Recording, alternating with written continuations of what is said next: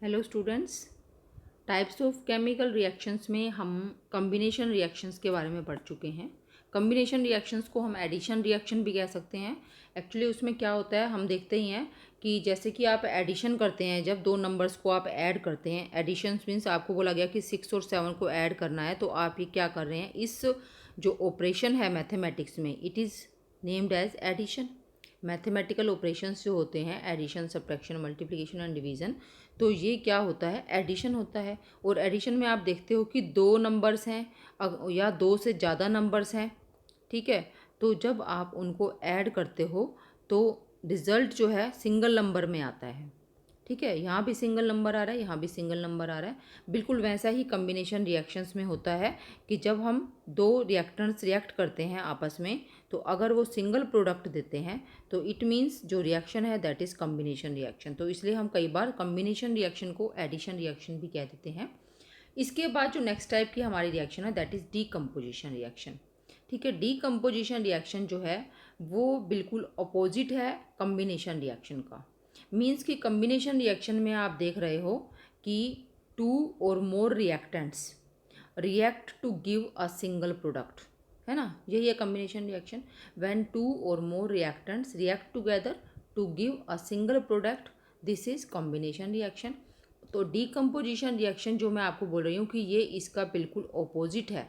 तो इसका क्या मतलब हुआ कि जो रिएक्टेंट है वो सिंगल है, वो सिंगल है। और जब वो रिएक्ट करता है, जब उसके ऊपर या तो आप उसको हीट करते हो इस रिएक्टेंट को, या आप इसको कुछ भी और करते हो, हीट करते हैं। हम फॉर एग्जांपल हम मान लेते हैं कि हम इसको हीट करते हैं, तो इसमें हमें जैसे मान लो रिएक्टेंट को अगर मैं ए से लिख रही हूँ, तो ये दो या दो से ज़्यादा प्रोडक्ट्स देता है।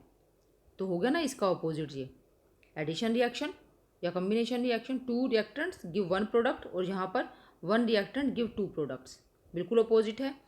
तो दिस इज डीकम्पोजिशन रिएक्शन, ठीक है। हिंदी में हम इसे वियोजन अभिक्रिया भी कहते हैं। अब हम देखते हैं इसके लिए कुछ हमें एक्टिविटीज़ दी हुई हैं, सिंपल एक्टिविटीज़ जो लैब में की जा सकती हैं। इसमें फेरस सल्फेट के क्रिस्टल्स लेते हैं। फेरस सल्फेट जिसका कि फॉर्मूला है FeSO4, ठीक है। फेरस सल्फेट के कुछ क्रिस्टल्स एक ड्राई बॉइलिंग ट्यूब में लेने हैं। Boiling tube means test tube भी आप कह सकते हो। ये एक टेस्ट ट्यूब है, ड्राई होनी चाहिए। इसके अंदर फेरस सल्फेट लेना है 2 ग्राम्स, ठीक है। अब इसका कलर अगर हम नोट करें फेरस सल्फेट का, फेरस सल्फेट जो है ये मैं आपको अभी ज़्यादा डिटेल में नहीं बताऊंगी इसका, सिंपल मैं बताती हूँ। जो फेरस सल्फेट वैसे जो क्रिस्टल्स होते हैं उसका ये फॉर्मूला होता है, ठीक है, FeSO4 7H2। जब इसको हम टेस्ट ट्यूब में लेकर हीट करना स्टार्ट करते हैं, ठीक है। हमने क्या किया, फेरस सल्फेट क्रिस्टल्स को टेस्ट ट्यूब में लेकर हीट करना स्टार्ट किया, तो हम देखते हैं कि पहले इसका कलर चेंज होगा।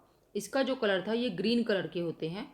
जब हम इसको हीट करते हैं तो ये पहले वाइट हो जाते हैं, ठीक है। और उसके बाद क्या होता है, थोड़ी देर के बाद आप देखते हो कि जो ये टेस्ट ट्यूब है, ये बॉइलिंग ट्यूब है, इसके अंदर से आपको गैस निकलती हुई दिखाई देती है। मतलब कि आपको दिखाई देगा कि धुआं सा निकलता हुआ दिखाई दे रहा है टेस्ट ट्यूब में से, तो उसका मतलब है कि उसमें से कोई गैस निकल रही है, ठीक है। टेस्ट ट्यूब में जो फेरस सल्फेट आपने लिया था, जब वो गर्म हुआ तो उसमें कुछ गैस बननी शुरू हो गई है। इट मीन्स नया प्रोडक्ट, कोई नया सब्सटेंस बन रहा है। और मैंने क्या बताया था आपको कि जब भी कोई केमिकल रिएक्शन होती है तो उसमें एक या कई चेंजेस हो सकते हैं। इनमें से पहला प्रोडक्शन ऑफ गैस या इवोल्यूशन ऑफ गैस, कोई गैस बन सकती है। सेकंड, चेंज इन टेम्परेचर हो सकता है, ठीक है। थर्ड है स्टेट में चेंज हो सकता है कि जैसे सॉलिड लिया था आपने तो गैस बन सकता है, इस टाइप से, ठीक है। तो इनमें से कोई भी एक या एक से ज़्यादा, या कलर में भी चेंज हो सकता है, ठीक है। इनमें से एक या एक से ज़्यादा अगर चीज़ें आपको किसी प्रोसेस में देखने को मिलती है तो आपको सीधे समझ जाना है कि यहाँ पर एक केमिकल रिएक्शन हो रही है। तो यहाँ हमें दो दो चीज़ें देखने को मिली। क्या कि जो फेरस सल्फेट के क्रिस्टल्स हमने लिए थे जो कि ग्रीन कलर के थे, जब हमने इसको हीट किया पहले तो ये वाइट कलर के हो गए, ठीक है।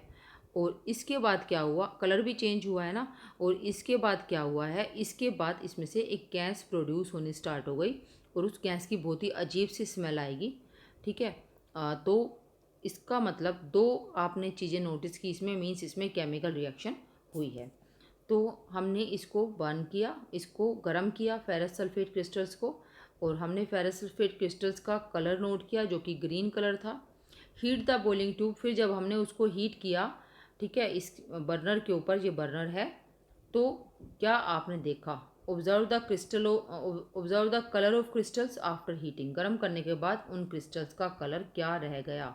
ठीक है, तो हैव यू नोटिस्ड दैट, आप देखो इसमें आगे लिखा हुआ है, have you noticed that green colour of ferrous sulphate solutions crystals.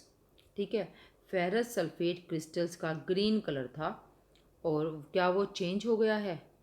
ठीक है, तो you can also smell the characteristic odour of burning sulphur, और ये बर्निंग सल्फ़र की स्मेल कहाँ से आ रही, क्योंकि इसमें ये गैसेस प्रोड्यूस हुई हैं, तो इसलिए इसमें बर्निंग सल्फ़र की स्मेल आ रही है, जो कि इन गैस की, ये इस केमिकल रिएक्शन की केमिकल इक्वेशन लिखी हुई है। तो आप यहाँ पर देख सकते हो कि हमारे पास जो रिएक्टेंट था वो सिंगल रिएक्टेंट था। ठीक है, और उससे उस रिएक्टेंट को जब हमने हीट किया तो हमें 3 प्रोडक्ट्स मिले, फेरिक ऑक्साइड जो कि रेडिश ब्राउन कलर में है, ठीक है, सल्फर डाइऑक्साइड, और सल्फर डाइऑक्साइड दोनों ही ये गैसेज हैं। ठीक है, तो ये जो रिएक्शन है जिसमें कि single reactant is when heated give 2 और more products is known as decomposition reaction. ठीक है, तो अगर मैं इसको पूरी रिएक्शन को इसकी पूरी इक्वेशन या स्टेप बाय स्टेप सारे स्टेप्स में अगर आप इसके आपको बताऊं इसके, तो उसमें क्या है, उसमें फेरस सल्फेट जो कि एक्चुअल जिसका फॉर्मूला होता है दिस, जो कि लाइट ग्रीन कलर का है। ठीक है, जब हम इसको हीट करते हैं तो सबसे पहले इसमें से जो ये 7 वाटर मोलिक्यूल्स हैं ये अलग हो जाते हैं, और ये बन जाता है simple FeSO4, anhydrous ferrous sulphate भी कहते हैं इसको, ये वाइट कलर का है। और फर्दर हीटिंग पर जब हम इसको आगे फिर हीट करते हैं तो ये फेरिक ऑक्साइड बनाता है Fe2O3 जो कि सॉलिड है। ठीक है, और साथ ही साथ हमें उस टेस्ट ट्यूब में से गैसेस निकलती हुई दिखाई देती हैं। तो हमें तो ये नहीं पता कि उसमें 2 गैसेस हैं, हमें उसमें गैस निकलती हुई दिखाई देती है, और जो एक्चुअली 2 गैसेस का मिक्सचर है, sulphur dioxide and sulphur trioxide, और इन दोनों की गैसेस की स्मेल ही हम स्मेल कर सकते हैं इन दोनों गैसेस की, तो जिससे पता चलता है कि इसके अंदर एक तो वो प्रोडक्ट बना है जो कि सॉलिड फॉर्म में टेस्ट ट्यूब के अंदर रह गया, और दूसरा प्रोडक्ट जो कि गैस की फॉर्म में बाहर निकल रहा है। ठीक है, तो ये जो केमिकल इक्वेशन है ये है फेरस सल्फेट के, जब हम उसकी हीटिंग करते हैं तो क्या होता है।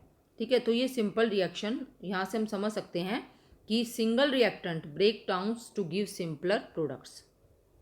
ठीक है, and this is a decomposition reaction. तो आप इसको डेफिनेशन यहाँ से कर सकते हो, the reaction in which a single reactant breaks down to give simpler products is known as decomposition reaction. ठीक है, तो यहाँ यही बताया हुआ है कि फेरस सल्फेट क्रिस्टल्स जिनका फॉर्मूला ये है, तो पहले वो वाटर लूज़ करते हैं, जो ये 7 वाटर मोलिक्यूल्स हैं, जब उसको गर्म किया जाता है, और जो कलर है वो चेंज हो जाता है, लाइट ग्रीन से वाइट हो जाता है। उसके बाद फिर जो ये फेरस सल्फेट बना एनहाइड्रस FeSO4, जैसा कि मैं पहले भी बता चुकी हूँ, ये और गर्म करने पर फेरिक ऑक्साइड में कन्वर्ट हो जाता है। साथ ही साथ सल्फर डाइऑक्साइड और सल्फर ट्राइऑक्साइड गैसेस की भी फॉर्मेशन होती है। Ferric oxide is solid whereas SO2 and SO3 are gases. ठीक है, ऐसी ही एक और रिएक्शन है decomposition of calcium carbonate. Calcium carbonate जैसा कि मैंने आपको बताया था, लाइमस्टोन का भी यही फार्मूला होता है, हिंदी में जिसे चूने का पत्थर कहते हैं। जब लाइमस्टोन को हीट किया जाता है, यहाँ हमने फेरस सल्फेट को हीट किया था। ठीक है, अब हम क्या करते हैं, लाइमस्टोन को हीट करते हैं जो कि सॉलिड होता है। ऐसे टेस्ट ट्यूब में लेकर जब हम उसको हीट करते हैं बर्नर पर, तो क्विक लाइम बनता है कैल्शियम ऑक्साइड जिसे बोलते हैं, और कार्बन डाइऑक्साइड गैस। यहाँ पे बिल्कुल सेम होगा, आपको भाप से निकलती हुई, आपको धुआं सा निकलता हुआ दिखाई देगा टेस्ट ट्यूब में से, जिसका मतलब है कि यहाँ से कोई गैस प्रोड्यूस हो रही है, और अंदर जो सॉलिड बचा हुआ है वो दूसरा प्रोडक्ट है।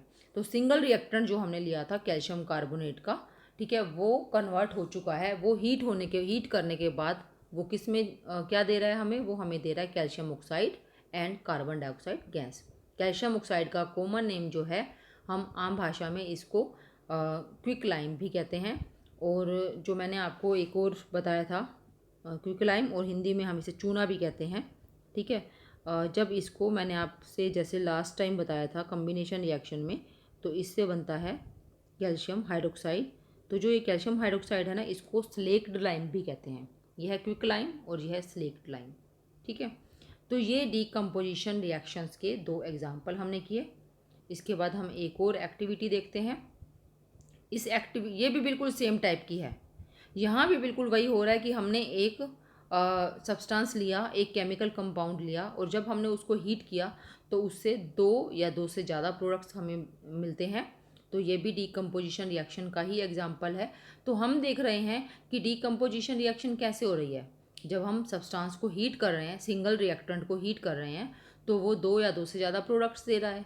ठीक है, तो डीकम्पोजिशन किससे हुई, डीकम्पोजिशन किस कारण से हुई, डीकम्पोजिशन का रीज़न है ये क्या, हीटिंग।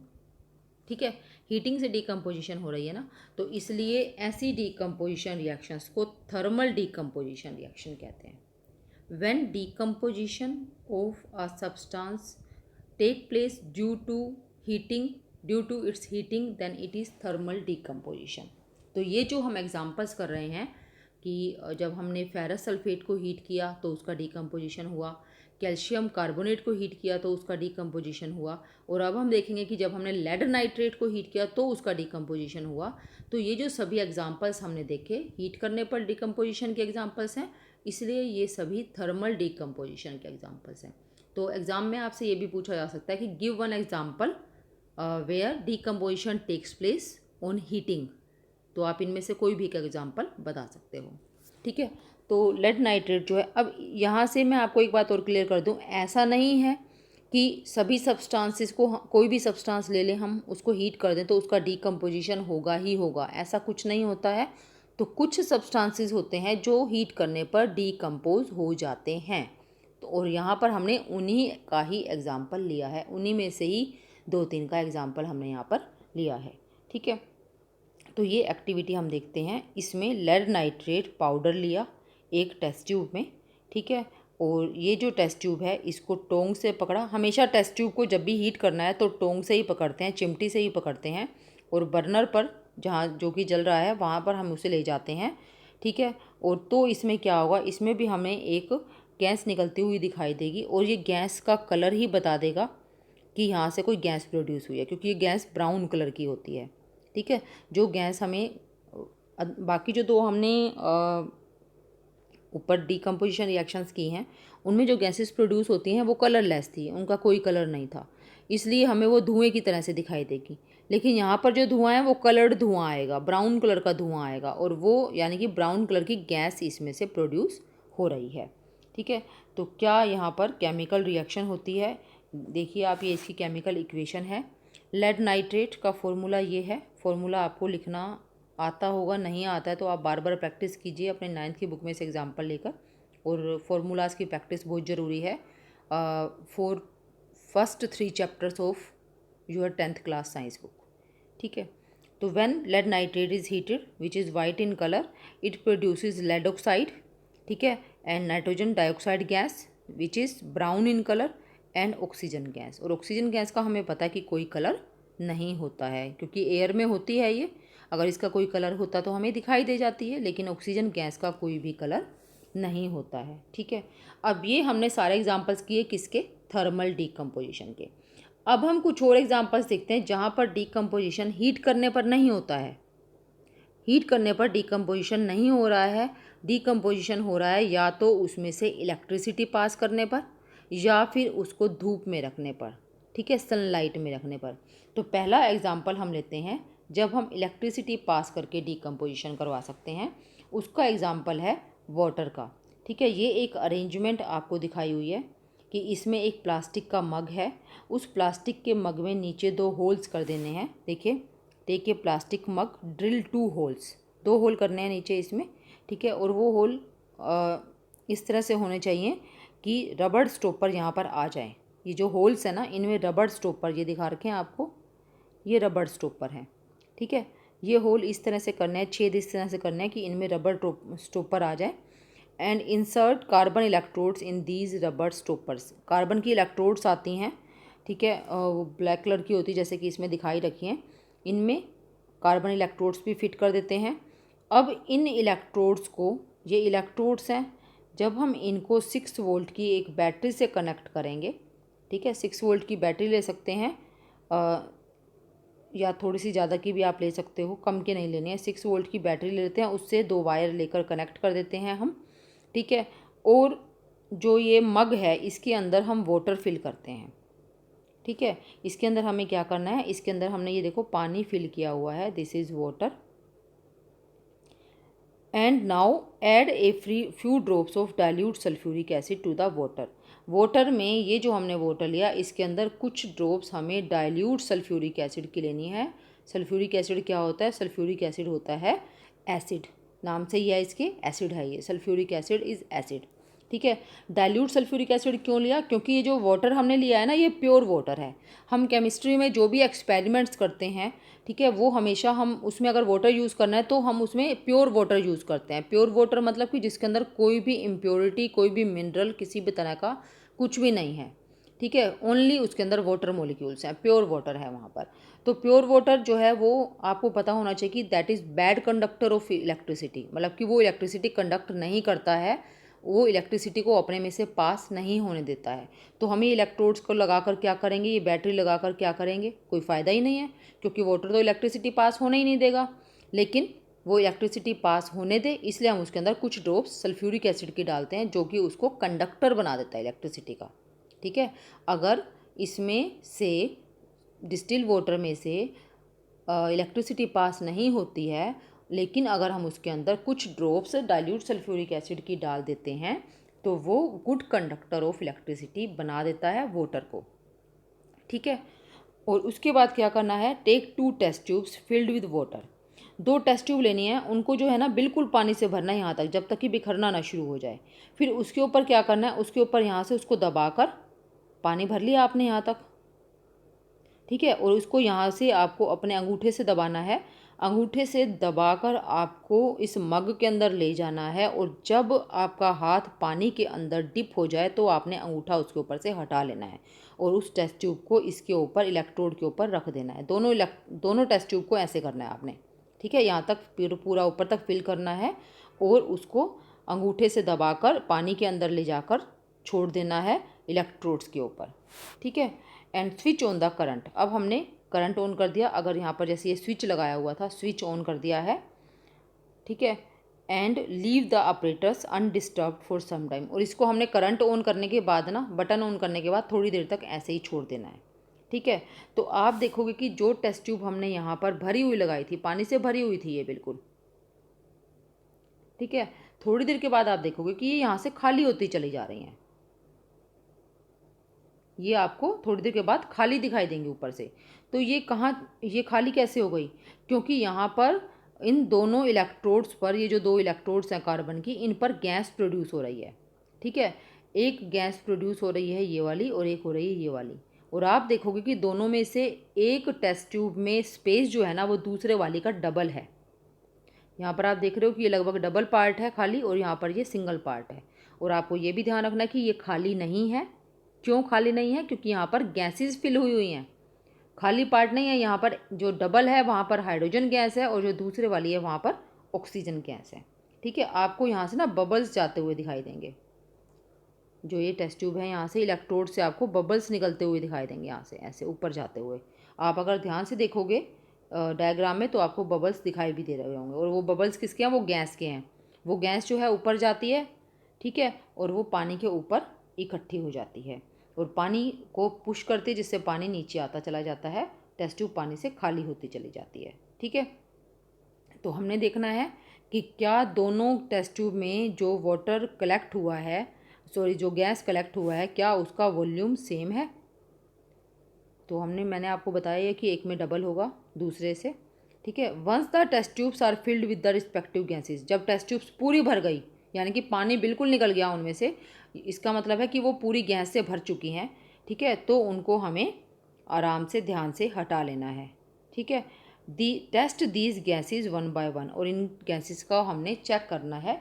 और चेक कैसे करेंगे, अब हमें पता है हमने क्या लिया था, हमने लिया था वाटर, ठीक है। वाटर जो है उसमें कौन से एलिमेंट से बना है, वाटर बना है हाइड्रोजन से और बना है ऑक्सीजन से।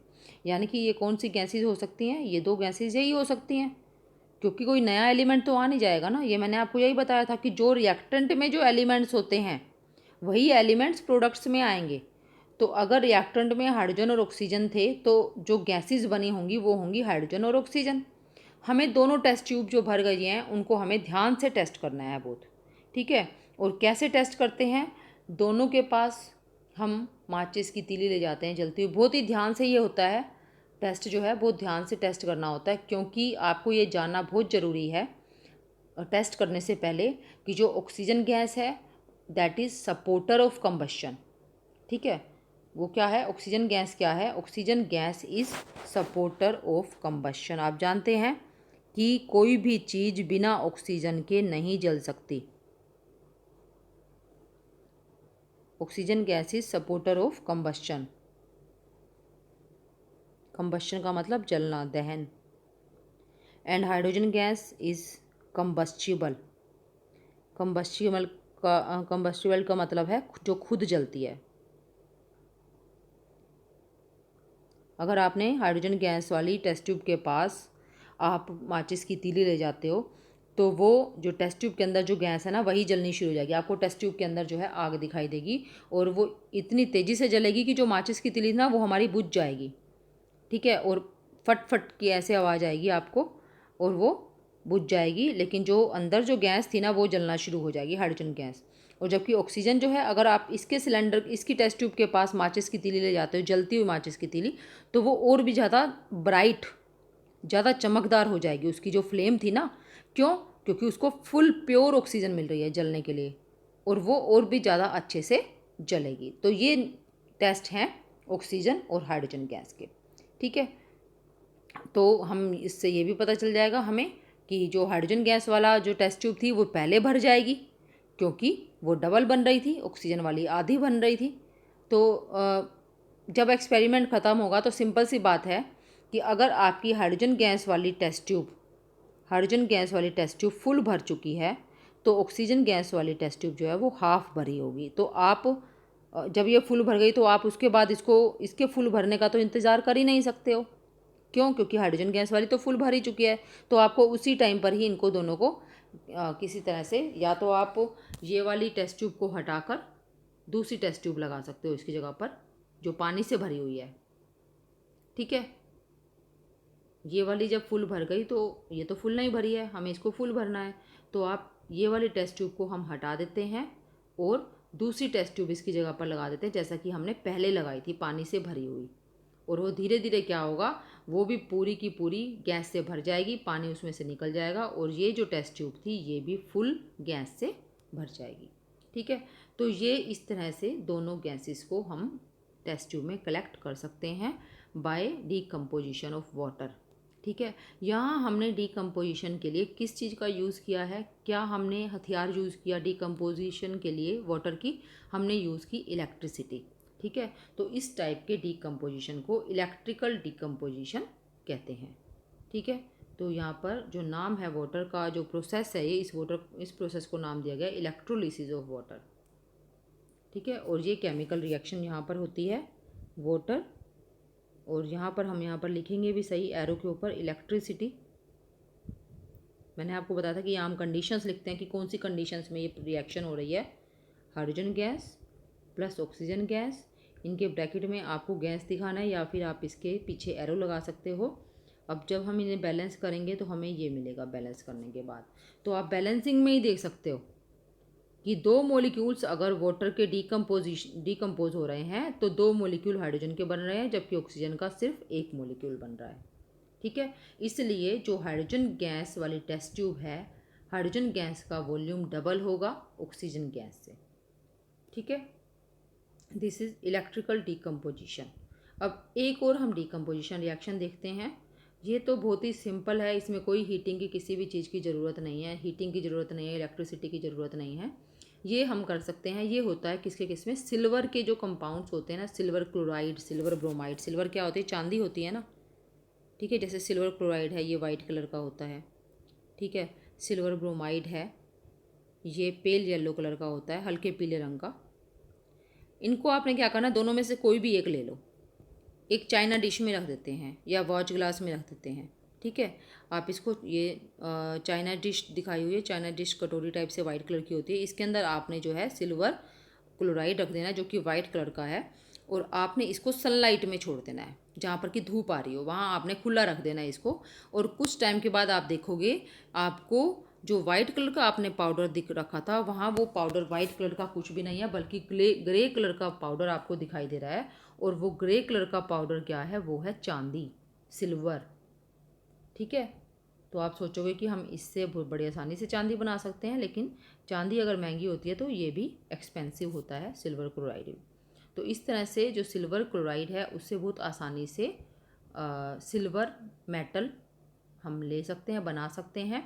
और साथ में बनती है क्लोरीन गैस जो कि निकल जाएगी एनवायरनमेंट में, एटमॉस्फेयर में चली जाएगी निकल कर।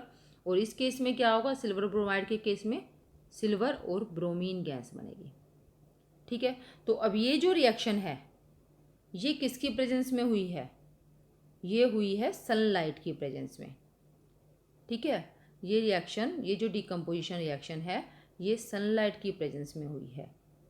तो ये 3 टाइप की डिकम्पोजिशन रिएक्शंस हमने देखी, एक जो हीट करने पर होती है, दूसरी जो इलेक्ट्रिसिटी पास करने पर होती है, और तीसरी जो सनलाइट की प्रेजेंस में होती है।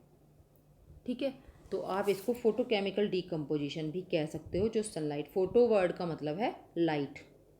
ठीक है, तो फोटोकेमिकल डिकम्पोजिशन भी हम इसे कह सकते हैं। ये देखिए, ये इसकी केमिकल इक्वेशन भी दी हुई है सिल्वर ब्रोमाइड की भी, और ये बहुत ही इम्पोर्टेंट एक सब्सटेंस होता है ब्लैक एंड वाइट फोटोग्राफी में। अब तो डिजिटल कैमराज आते हैं ना, पहले जो रोल वाले कैमरा होते थे, सबसे पहले जब फोटोग्राफी स्टार्ट हुई थी तो उसमें ब्लैक एंड वाइट फ़ोटोज़ होती थी। ठीक है, अब तो कलर्ड फ़ोटो आती हैं, सभी ब्लैक एंड वाइट तो होती नहीं है। तो जो ब्लैक एंड वाइट फ़ोटोग्राफी होती थी उसमें इसका बहुत ज़्यादा यूज़ होता था। What form of energy is causing this decomposition reactions, तो 3 टाइप की आपने पढ़ी, एक जो हीट से एनर्जी मिली डिकम्पोजिशन के लिए, दूसरी लाइट से मिली, और तीसरी इलेक्ट्रिसिटी से मिली। ठीक है, और एक बहुत ही इम्पोर्टेंट चीज़ यहाँ पर नोट करने की है, क्या हीट जो है, हीट से क्या मिल रहा है, हीट से हीट ही मिल रही है, एनर्जी मिल रही है। लाइट से भी, लाइट भी एक फॉर्म एनर्जी की, light is also a form of energy. ठीक है, लाइट भी ऊर्जा का ही एक रूप है, लाइट एनर्जी बोलते हैं इसको। ठीक है, ये हीट एनर्जी होती है और इलेक्ट्रिकल एनर्जी भी होती है। तो तीनों ही केसेस में एनर्जी मिली है ना। रिएक्शन कब हुई है, जब उन्हें एनर्जी दी गई है, या तो हीट की फॉर्म में, या इलेक्ट्रिसिटी की फॉर्म में, या लाइट की फॉर्म में। तो आपने एक टाइप की जो केमिकल रिएक्शन थी जो लास्ट वीडियो में की थी, वो क्या थी, वो थी एक्सोथर्मिक। एक्सोथर्मिक रिएक्शंस की थी आपने।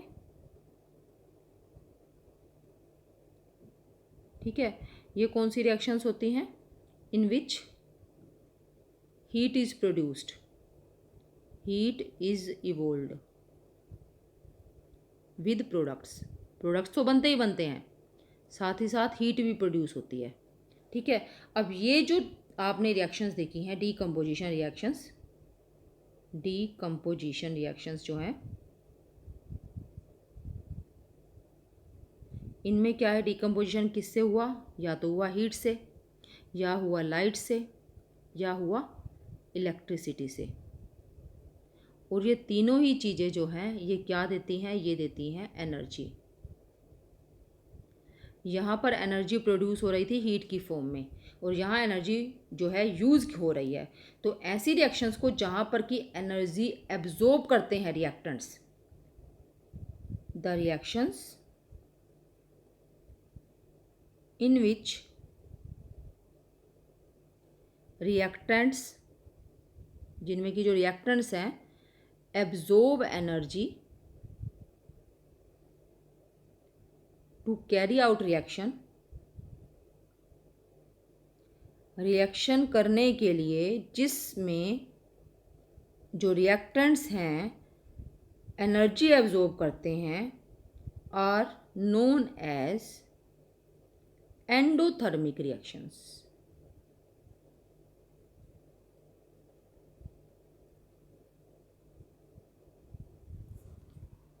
ठीक है, एक थी एक्सोथर्मिक रिएक्शन और एक है एंडोथर्मिक, दोनों एक दूसरे के अपोजिट हैं। एक्सोथर्मिक रिएक्शन में हीट इज प्रोड्यूस्ड या इवोल्व विद प्रोडक्ट्स, जबकि एंडोथर्मिक रिएक्शन में रिएक्टेंट्स को हीट चाहिए, एनर्जी चाहिए, in which reactants absorb energy to carry out reaction.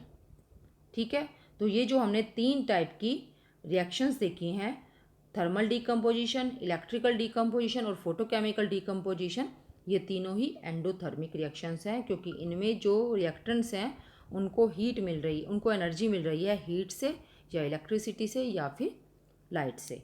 ठीक है, इसके बाद ये क्वेश्चंस हैं, बहुत ही सिंपल क्वेश्चंस हैं। A solution of a substance x is used for white washing. White washing के लिए यूज़ हो रहा है एक्स सब्सटेंस के सॉल्यूशन का। तो ये एक्स सब्सटेंस क्या है? सॉल्यूशन का मतलब वाटर में उसका सॉल्यूशन हम बनाते हैं, तो हमें वाइट वॉश के लिए वाइट वॉश मिल जाता है हमें, जिसको कि हम दीवारों पर लगाते हैं। तो वो क्या सब्सटेंस है? वो सब्सटेंस है CaO, कैल्शियम ऑक्साइड। या आज मैंने आपको ये भी बताया कि तभी बताना था लास्ट टाइम ही, लेकिन ये रह गया, क्विकलाइम कहते हैं इसको। ठीक है, फिर है राइट इट्स फॉर्मूला, वो भी हमने लिख दिया।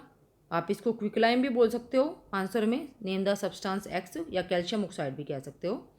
Right the reaction of substance x above with water. ये जो एक्स है ये मैंने रिएक्शन ही लिख दी है आपकी। ठीक है, सिर्फ यहाँ वाइट वॉश की जगह पर आपको कैल्शियम हाइड्रोक्साइड लिखना है, और बैलेंस्ड है रिएक्शन पहले से ही। ठीक है, write the reaction of substance X with water, तो ये इसकी रिएक्शन है, केमिकल इक्वेशन। सेकंड क्वेश्चन है वाई इज द,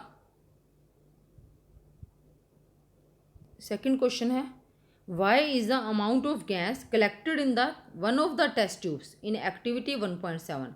एक्टिविटी 1.7 कौन सी थी? वही थी, इलेक्ट्रिकल डिकम्पोजिशन ऑफ वाटर था जो। ये कह रहा है कि why is the amount of gas collected in one of the test tube. 2 test tube थी, तो एक टेस्ट ट्यूब में जो है गैस का अमाउंट दूसरी वाली से डबल था। क्यों था? ठीक है, because when one molecule of water is decomposed it gives 1 molecule of oxygen and half molecule of 1 molecule of hydrogen and half molecule of oxygen gas. आप ऐसे भी दिखा सकते हो, या आप इसको दूसरी तरह से भी बैलेंस कर सकते हो, और उसमें आपको क्या करना है? उसमें आपको ये लिखना है। ठीक है, तो क्या आंसर है इसका? Why is amount of gas collected in one of test tube double than other, because when 2 molecules of water are decomposed they give 2 molecule of hydrogen and 1 molecule of oxygen. लेकिन यहाँ पर वैसे क्योंकि amount कह रहे हैं ना ये यहाँ पर, तो हमें वॉल्यूम की बात करनी चाहिए, तो आप इसको वॉल्यूम भी कह सकते हो। 2 volume of water give 2 volume of hydrogen and 1 volume of oxygen, इसलिए एक गैस जो है वो दूसरे से डबल है। फिर ये बोला कि नेम दिस गैस, तो आपने दोनों ही गैसेस के नाम यहीं पर ही बता देना है, हाइड्रोजन गैस और oxygen gas. Hydrogen gas is double than oxygen gas. ठीक है, तो ये टॉपिक आप अच्छे से कवर कीजिए, ये क्वेश्चंस को ज़रूर नोटबुक में अपनी करिए, तभी आपको अच्छे से क्लियर होंगे। और मैंने पहले भी कहा है कि जो भी केमिकल रिएक्शंस आप वीडियो में देखते हैं, पढ़ते हैं, उनको समझना है, साथ साथ नोट करना है, और साथ ही बाद में इनकी प्रैक्टिस भी करनी है। और जब भी केमिकल रिएक्शन लिखो आप, चाहे वहाँ पर बैलेंसिंग के बारे में कुछ भी मेंशन ना किया गया हो कि इन्हें बैलेंस करना है नहीं करना है, लेकिन आप बैलेंस ज़रूर करना, जिससे आपकी बैलेंसिंग की बहुत अच्छे से प्रैक्टिस हो जाएगी। ओके।